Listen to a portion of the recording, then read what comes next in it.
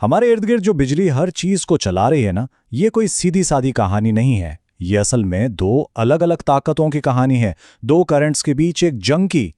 आज हम बिजली की इसी छुपी हुई दुनिया के दो अहम किरदारों को समझने की कोशिश करते हैं, जिन्होंने हमारी दुनिया को हमेशा के लिए बदल दिया। कभी गौर किया है कि जब फोन चार्ज पर लगाते हैं तो थोड़ी देर बाद उसका चार्जर गर्म क्यों हो जाता है? अच्छा, ये कोई खराबी नहीं है, बल्कि ये एक इशारा है, एक ऐसे राज की तरफ जो बिजली की दो किस्मों के दरमियान एक तारीखी जंग की कहानी सुनाता है। जी हाँ, बिजली सिर्फ एक किस्म की नहीं होती। असल में हमारी दुनिया को दो किस्म की बिजली चला रही है।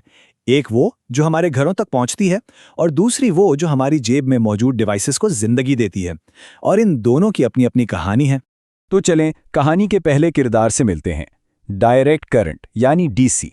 इसे इन दोनों में से ज्यादा सीधा साधा समझा जा सकता है। इसका असूल बहुत साफ है।